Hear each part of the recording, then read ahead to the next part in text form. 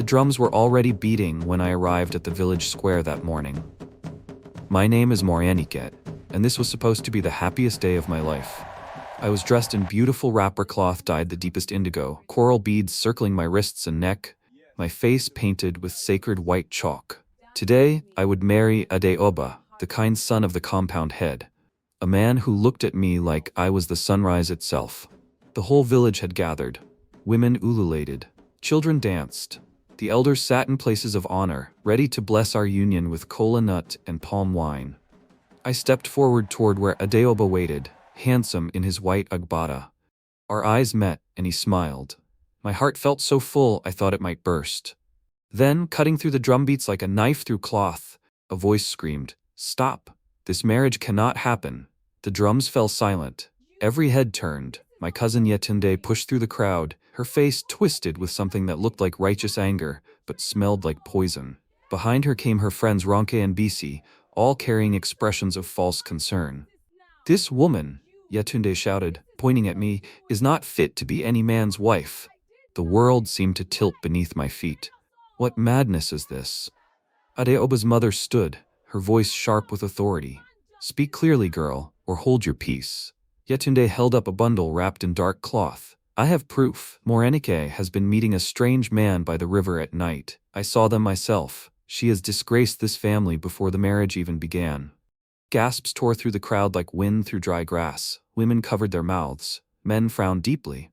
The elders leaned forward, their faces grave.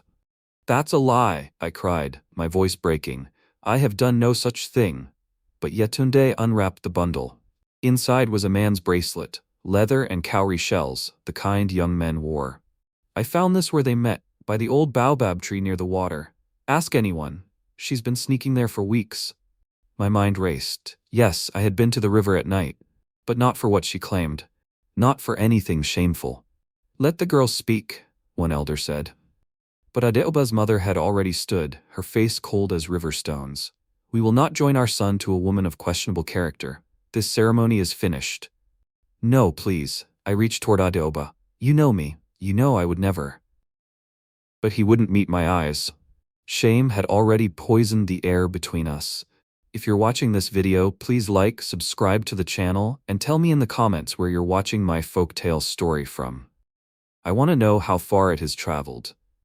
If you were Morẹnikẹ, would you have defended yourself differently, or would the shock have stolen your words too?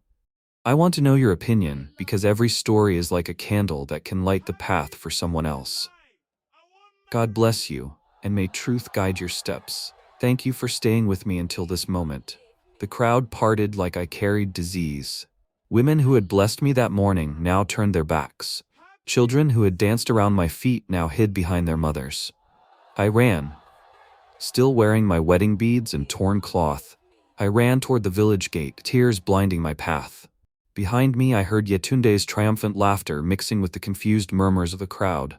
At the gate, an old blind woman sat on a low stool. Everyone called her Yashan. She was a diviner, feared by some, respected by all.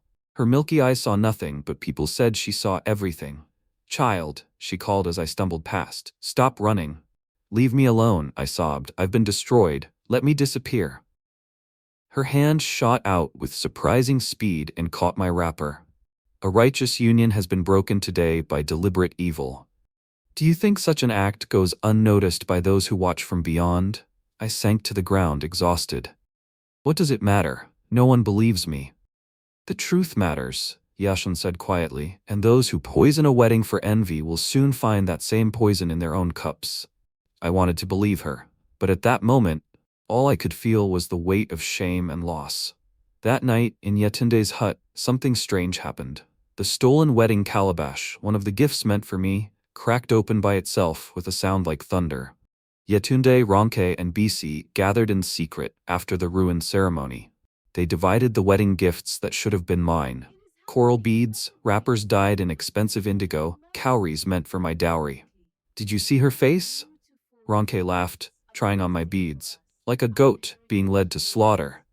"She deserved it," Yetunde said, though something flickered in her eyes. "Always acting so modest and pure, always getting everything while the rest of us watch." BC fingered the wrapper nervously. "But what if someone discovers we lied?" What if? No one will discover anything, Yetunde interrupted sharply. The seed is planted. Doubt grows faster than truth. By tomorrow the whole village will believe Morẹnikẹ is a disgrace. She smiled, imagining herself in my place beside Adeoba. Soon, when the shame has faded, perhaps Adeoba's family will look for a new bride. Someone closer, someone they already know. But before dawn, Ronke woke screaming. Her hands, the hands that had touched my stolen beads, were covered in painful sores that wept clear fluid. No medicine would ease them. And Bisi heard something that made her blood run cold. Whispering in her walls, like many voices speaking my name over and over. Yetunde hid her fear and told them to stay strong. But privately, she wondered if they had awakened something they didn't understand. Meanwhile, Adeoba sat alone in his compound, unable to sleep. His mother had declared the matter closed, the bride rejected, the family honor preserved. But something troubled him.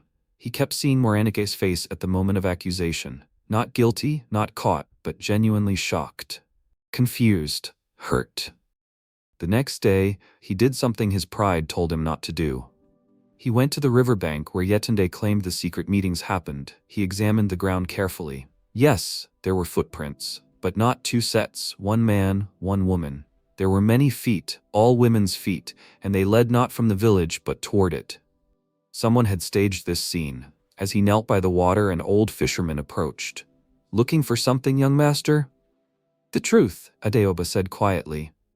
The fisherman shook his head. Truth is like fish, easy to see in clear water, but most people prefer the water muddy. That same evening, an anonymous message reached Adeoba. It was written on a palm leaf in hurried script. The disgrace is not what it seems. The bride was pure. The accusers have stolen what was never theirs.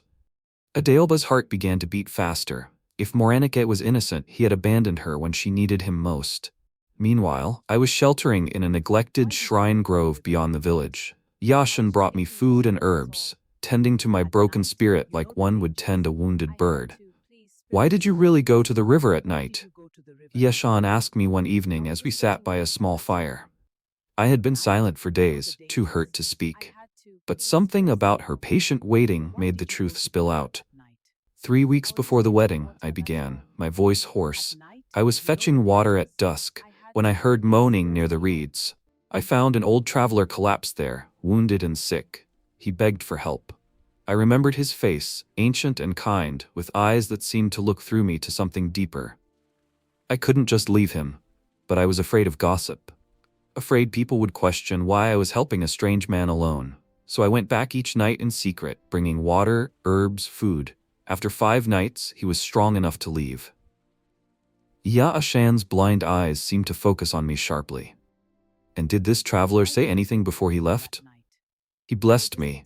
He said my kindness would one day stand between me and destruction. I didn't understand what he meant. The old diviner was quiet for a long time. Then she said something that made my skin prickle. Child, that was no ordinary man, and he has already begun repaying your mercy. Before I could ask what she meant, we heard screaming from the village. Someone was in trouble. We learned later that Yetunde's mother Alarinka had hosted a victory feast, certain that her daughter would soon replace me. But halfway through the celebration, something terrible happened. At Alarinka's feast, the mood had been triumphant. She boasted to the gathered women that fortune always favored the bold and clever. Some people wait for blessings, she said, pouring palm wine. Smart people make their own blessings. The women laughed and ate, enjoying the stew and pounded yam. But midway through the meal, something went wrong. The stew in every bowl suddenly turned sour, as if it had been sitting for days in the sun. Women spat it out, gagging. Then, one by one, the lamps in the room went out, not from wind, but all at once, as if snuffed by an invisible hand. In the darkness, a child screamed. There's a woman in the doorway. A bride covered in river water. Panic erupted. Women scrambled for the exit, knocking over benches and pots. When someone finally relit a lamp, the room was in chaos. Food spilled everywhere, and Alarinka stood in the center, her face pale with terror. That night, she grabbed Yetunde by the shoulders and shook her. What have you done? What exactly did you do? Yetunde tried to lie, but her mother's fear was contagious. I only wanted to stop the wedding, she finally admitted. I paid the drummer's wife to spread whispers. I planted the bracelet by the river path to make it believable. Who gave you the bracelet? Olarinka demanded. Yetunde's face went pale. If I tell you that, everything will fall apart, the whole compound will be destroyed. Olarinka realized then that this went deeper than simple jealousy. Someone with more power and knowledge had helped her daughter. Someone who had their own reasons for wanting my wedding destroyed. That night, Olarinka couldn't sleep. She heard her dead mother's voice, clear as if the old woman stood beside her bed, whispering a warning. Do not let stolen destiny enter your house. Return what was taken before the ancestors demand payment. The next morning, she told Yetunde they needed to confess and make amends. But Yetunde refused. We're too close to winning, she said. Morẹnikẹ is gone. Adeoba is free. Soon he'll forget her, and I can step into the place that should have been mine from the beginning. Should have been yours? Olarinka repeated slowly. What do you mean by that? But Yetunde wouldn't say more. Meanwhile, in the shrine grove, Iya Ashan was teaching me things I never expected to learn. How to gather healing roots, how to read signs in smoke and water, how to care for the abandoned children who sometimes appeared at the grove's edge. Why am I learning all this? I asked. I just want my name cleared so I can go home. Home to what? Iya Ashan asked gently. To a village that turned on you in one breath? Child, truth revealed too early is often buried again by louder lies. You must grow strong first. Let guilt ripen in your enemies' hearts. Then, when the time is right, justice will be unstoppable. I didn't understand yet, but I trusted her. One afternoon, a messenger appeared at the grove. He was nervous, looking around as if afraid of being seen. Ya Ashan, he called, I bring something from the compound of Adeoba. He handed me a small cloth bundle. Inside was one of my wedding beads, the coral ones that should have been around my neck during the ceremony. How did this get here? I asked, my hands shaking. The messenger shifted uncomfortably. Master Adeoba found it hidden inside the wrapper of BC, one of the women who accused you. He doesn't understand how it got there unless those women handled gifts prepared only for the bride, Ya Ashan finished. Unless they took what was not theirs. Hope flared in my chest. Does this mean Adeoba believes me now? The messenger looked down. He has questions, but he's ashamed of how quickly he doubted you. He doesn't know if you would even want to see him. Before I could respond, Iya Ashan spoke. Tell your master that suspicion is not the same as truth. Evidence is forming, but it is not yet complete. After the messenger left, I felt emotions warring inside me. Relief that Adeoba was questioning the lies, but anger that he had believed them so easily. That same evening, news reached us that shook the village. BC had disappeared. Some said she fled in guilt. Others whispered that spirits had taken her as punishment for lying. The village woke to chaos. BC was gone, her hut empty, her few belongings scattered as if she had left in great hurry. Yetunde and Ronke met in panic. What if she confesses? Ronke hissed. What if she tells someone what we did? She won't, Yetunde said, though she didn't sound convinced. She's more afraid of the consequences than we are. But even as she spoke, doubt crept into her heart. The strange events, the cracked calabash, Ronke's sores, the voices in BC's walls, the ruined feast, all of it felt like a tightening noose. People in the village began whispering. Not about me anymore, but about the accusers. Have you noticed how misfortune follows them? An old woman said at the market. Ever since that wedding was destroyed, nothing has been right. But others defended Yetunde. She exposed shame. Sometimes truth brings discomfort. The elders didn't know what to believe. Everything was confusion and suspicion. Then, 3 days after BC vanished, a fisherman came running into the village square. I found her, he shouted. BC, at the riverbank, you won't believe what she was doing. The whole village followed him to the water's edge. There they found BC on her knees in the mud, weeping, trying again and again to throw something into the river. But each time she threw it, the current pushed the object back to her feet, as if the water itself was refusing her offering. The fisherman approached BC carefully. What are you doing, woman? She looked up at him with wild eyes. I have to give it back. The river won't take it. It keeps coming back. It won't let me go. She held up the object she'd been trying to cast away, the man's bracelet that had been used to accuse me. The crowd that had gathered gasped. That's the evidence from the wedding, someone said. Why does she have it? BC began babbling. We planted it. We were told to plant it. We lied. We destroyed Morẹnikẹ, and now we're being destroyed. The elders demanded she be brought before the council immediately. The bracelet was taken as evidence. And suddenly, the story that had seemed so certain began to crack. But Yetunde, instead of retreating in fear, grew bolder. She stood before the gathered villagers and said something that made my blood run cold when I heard about it later. "Don't you see what's happening?" she declared. "Morẹnikẹ has learned dark powers in exile. She's sending these signs to frighten us into accepting her lies. BC's mind has been touched by witchcraft." Some people, already afraid of the strange events, began to nod. Fear is a powerful poison. Even Adeoba, who had started to believe in my innocence, felt new doubt creep in. What if Yetunde was right? What if I had changed in exile? But Ashan, when she heard this, only smiled. "The trap is set," she told me. "Now we wait for the perfect moment to spring it." "There's only one way to settle this," an elder named Babalawo Afayam declared at the next council meeting. "Let both women swear an oath before the ancestral shrine. Whoever lies will not survive the ancestors' judgment." The shrine oath was ancient and feared. It was said that anyone who swore falsely before the ancestors would face terrible consequences: sickness, madness, or death. No one entered such an oath lightly. The council agreed. The oath would take place at the next market moon, just 5 days away. When messengers brought me this news, my hands trembled. "I'll do it," I said immediately. "I have nothing to hide." But Yashan warned me, "The oath will reveal truth, but it may also reveal secrets others want buried. Be prepared for answers you didn't expect." In Yetunde's compound, Alarinka begged her daughter to withdraw. "Confess now, before it's too late. An oath before the ancestors is not something you can lie through." But Yetunde's pride wouldn't let her back down. "I've come too far. If I confess now, I lose everything. At least this way, I have a chance."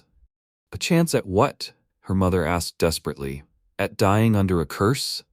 "A chance at winning the destiny that should have been mine from the start," Yetunde said, her voice strange and distant. That night, as Alarinka walked home from the market, she saw something that changed everything. BC stood in the shadows, alive but transformed, her eyes hollow, her body thin, clutching something to her chest. "BC?" Alarinka whispered. "Everyone thinks you're lost in the forest. What are you doing here?" BC pulled Alarinka into the shadows, her fingers like claws.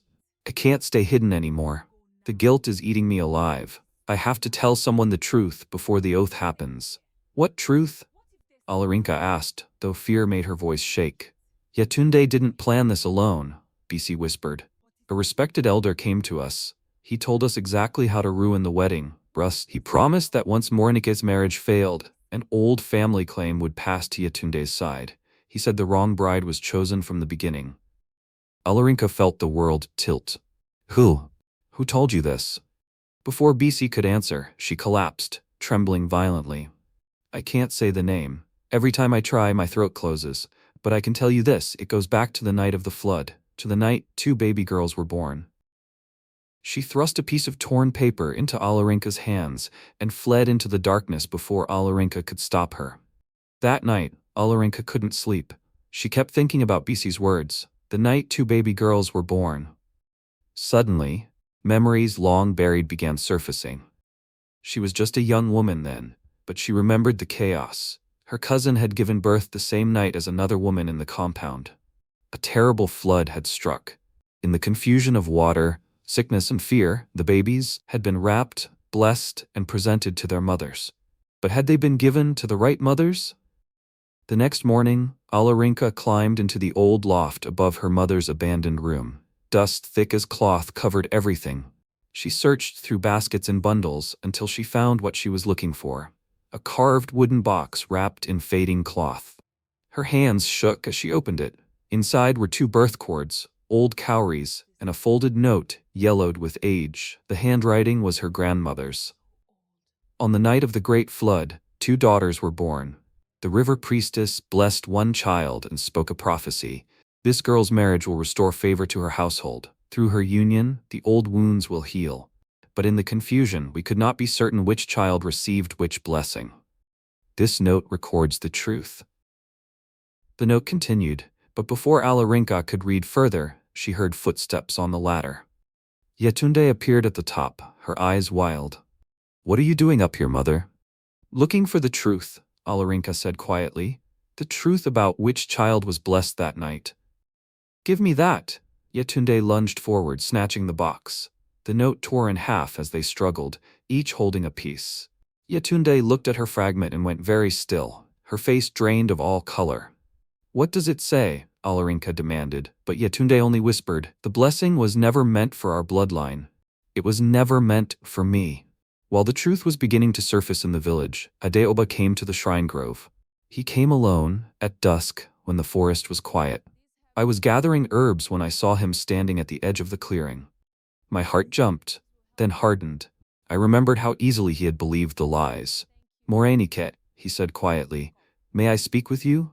I wanted to say no, to turn away and let him feel the same rejection I had felt. But Yashan had taught me that bitterness only poisons the one who carries it.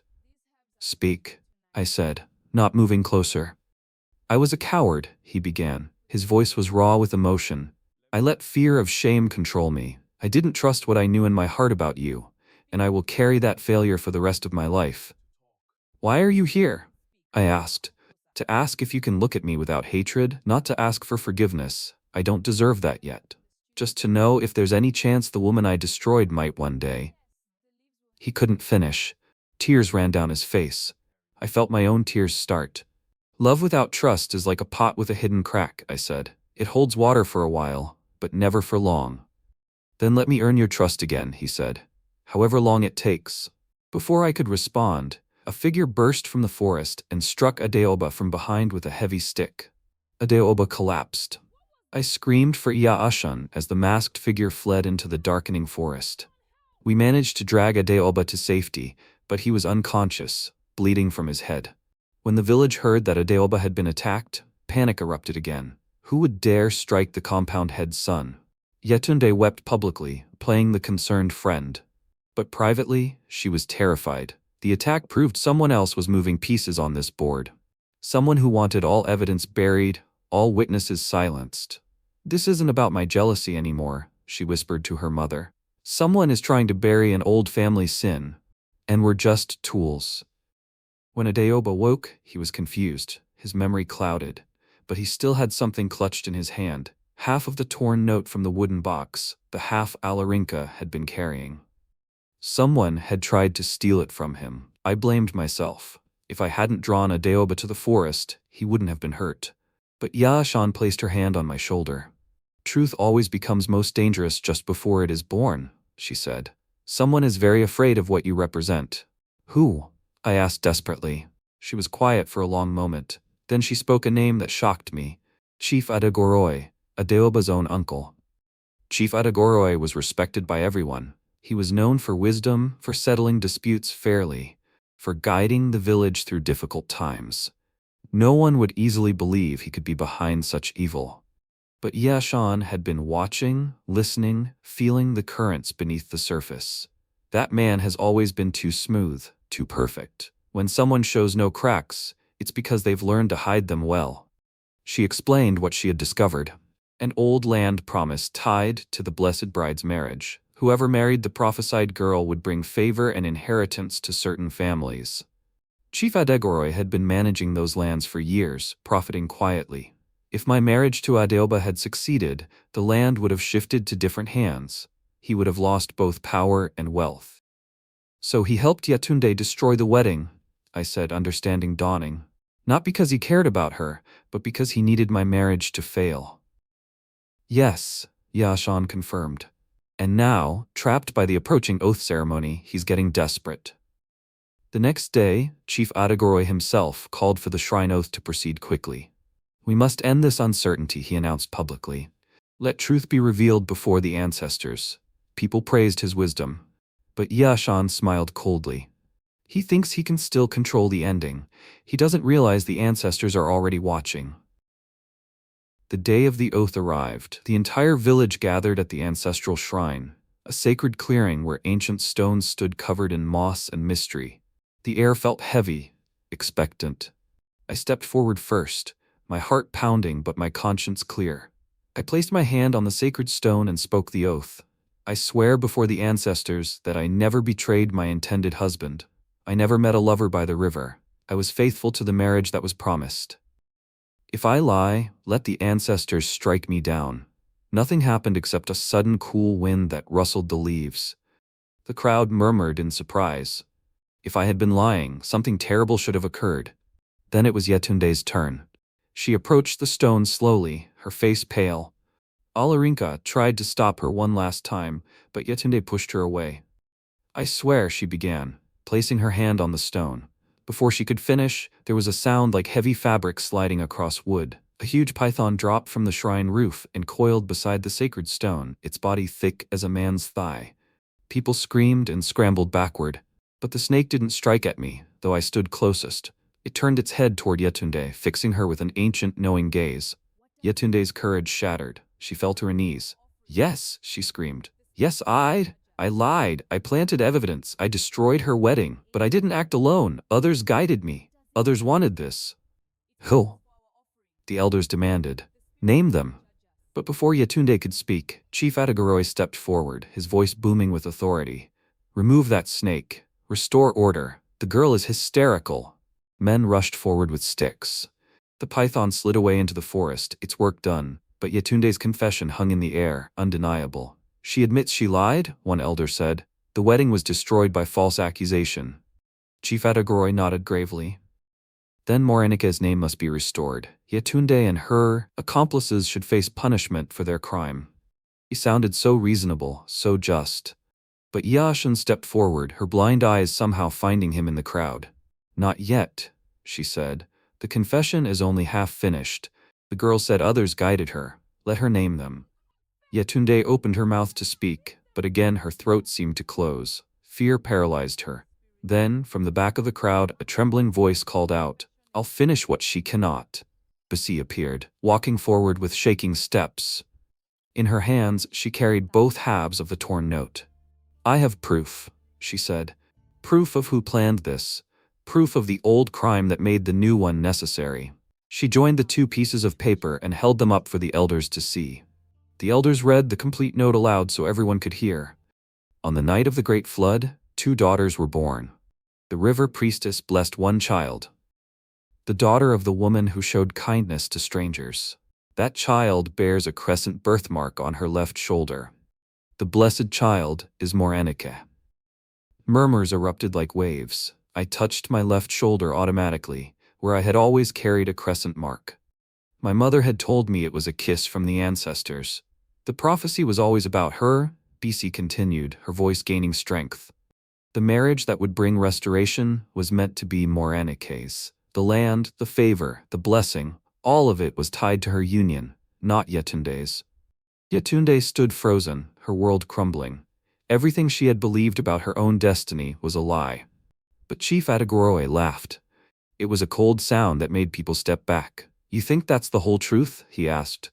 "You think that note tells the complete story?" The crowd went silent. The confusion that night was not an accident, the chief continued, his mask finally slipping. "I was there. I saw the priestess bless the child, and I knew what that blessing meant, a shift in power, in land, in wealth. So I ordered the baby's presentation changed." Gasps rippled through the crowd like wind through grass. "You?" Adeoba's mother stepped forward, her voice shaking with fury. "You deliberately confused the children? You stole a destiny?" Chief Adagoroi's face twisted with ugly pride. "I protected our family's interests. That's what a wise man does. The blessed child's marriage would have transferred power away from my branch. I've spent years arranging marriages, disputes, inheritances, all to keep that prophecy from coming true." "And when Morẹnikẹ's wedding approached anyway?" an elder demanded. "I had to stop it," the chief admitted. Yetunde was convenient, jealous, easy to manipulate. I told her the blessing should have been hers, that fate had been twisted. All I had to do was show her how to plant doubt. He looked around at the crowd, and madness gleamed in his eyes. "But none of you understand. I didn't steal anything. I redirected destiny toward the stronger bloodline, toward those who deserved power." The villagers stared at him in horror. This was the man they had trusted for years. But Adeoba's mother wasn't finished. She stepped forward, her voice ringing with authority. "There's one thing you didn't know, Chief Adagoroi. One thing my husband told me before he died, and I told no one else." She turned to face me. I welcomed Morẹnikẹ warmly from the start, not just because she seemed kind, but because I knew. My husband told me about the prophecy, about the blessing, about the confusion, and he believed Morẹnikẹ was the true blessed child. That's why our family pursued this union so eagerly. Chief Adagoroi's face went from triumphant to horrified in one breath. "No, you couldn't have known. I was so careful." "You were arrogant." Adeoba's mother cut him off. "You thought yourself cleverer than the ancestors. You thought you could twist prophecy to your will. But by breaking this union publicly, you triggered the very curse you feared." As if in response to her words, a sharp crack split the air. The carved staff of office Chief Adagoroi always carried, the symbol of his authority, split cleanly in two and fell from his hands. The crowd drew back from him as if he carried disease. "This man has stolen blessings, manipulated children's destinies, and destroyed innocent lives," one elder declared. "He is stripped of all titles and authority." One by one, the people who had supported him turned away. His allies melted into the crowd. Suddenly strangers, even his own family members, stepped back. Yetunde, seeing how completely her mentor had fallen, began to weep. "He told me it was my right. He made me believe I was fighting for what should have been mine." "You made your own choices," Yashan said firmly. "He gave you a knife, but you decided where to cut." Chief Adagoroi tried to flee, pushing through the crowd toward the forest path. But everywhere he turned, people blocked his way. Not with violence, but with silence and closed faces. Finally, he collapsed in the dust, his power shattered, his schemes exposed before everyone he had tried to rule. And I stood there watching justice unfold, feeling not triumph but a strange, sad peace. The elders called for order. "There must be formal judgment," one said. "What punishment fits such crimes?" But before they could decide, Chief Adagoroi began to laugh. A broken, terrible sound. "Punish me? The ancestors have already begun." He lifted his hands. They were shaking uncontrollably, covered in the same sores that had afflicted Ronke. His eyes had taken on a haunted look. "Every night," he whispered, "I hear wedding drums. In the wind, in the rain, in the silence. The ceremony I destroyed plays over and over in my dreams. I cannot escape it." He was already being punished from within. The elders stripped him of his land, his title, and his place in council. He was not killed or exiled. That would have been too merciful. Instead, he was forced to live among the people who now knew his shame, hearing whispers everywhere he walked. For Yetunde, the punishment was different, but no less complete. She was not harmed physically, but she lost everything she had schemed for: honor, respect, the possibility of marriage to someone of status. The suitors who had once circled her compound now avoided it like a cursed place. She would live the rest of her life known as the woman who destroyed another's joy out of envy. Every wedding she attended would remind her. Every bride would be a mirror showing what she could never be. Ronke and Bisi faced public disgrace but were allowed to rebuild their lives far from the village. Some mercy remained for those who had been tools rather than architects. And I stood before the same village that had shamed me, waiting for their judgment. The head elder spoke first. "Morẹnikẹ, your name has been cleared. The evidence against you was false. The accusations were malicious lies. We ask your forgiveness for our rush to judgment." Forgiveness. They wanted my forgiveness. I looked at the faces before me, some genuinely sorry, others just relieved the drama was over. I thought about revenge, about demanding payment for what I had lost. Then I remembered something Yashan had taught me. Revenge is like drinking poison and hoping your enemy dies. It destroys the one who carries it. "I forgive the village," I said quietly, "but forgiveness is not the same as forgetting. What happened here must be remembered, so it never happens again." The elders nodded, accepting this wisdom. Then Adeoba stepped forward. His head was still bandaged from the attack. His eyes were red from days without sleep. Before the entire village, he knelt in the dust before me. "Morẹnikẹ," he said, "I am not asking for a wedding. I'm not asking to continue where we left off. I'm asking for a chance, just a chance, to prove I can be a man worthy of your trust." My heart twisted. I had loved this man. Part of me still did. But trust, once shattered, doesn't heal just because the truth comes out. "Stand up," I said gently. "Don't kneel before me. We are equals." He stood, hope and fear warring on his face. "I need time," I told him honestly. "Time to heal, time to rebuild who I am outside of being your almost bride. If your love is real, it will wait." "I'll wait," he said immediately, "as long as it takes." 3 months passed. The village slowly healed from the scandal. The elders created new customs around weddings, requiring multiple witnesses to any accusation, forbidding last-minute disruptions without strong evidence. Chief Adagroy grew sick and died before the next rainy season, muttering about drums and brides until his last breath. Some said it was illness. Others believed the ancestors had collected their debt. Yetunde left the village eventually, unable to bear the weight of whispers. I heard she found work in a distant town, living quietly, speaking to no one about her past. As for Adoba and me, we began slowly. He came to the shrine grove to help with work. He carried water, repaired the roof, listened when I spoke, and stayed silent when I needed quiet. He never pushed, never demanded, just proved through steady actions that he had learned from his failure. One evening, as we sat watching the sunset, he asked, "Do you think you'll ever trust me again?" I thought about it carefully. Trust isn't given all at once, it's built, small stone upon small stone. But yes, I think we're building something. Something stronger than what we had before, because it's built on truth instead of just tradition. 6 months later, we married. But it was different from the ceremony that had been destroyed. This time, there were no grand displays, no huge crowds, just the people who truly loved us, the elders who had learned wisdom from our pain, and Yashan, who blessed us with words I'll never forget. A marriage built after fire is stronger than one that never faced heat. You have walked through shame and emerged as gold. May your union heal all that was broken. As I stood beside Adeoba, I looked out at the faces watching us.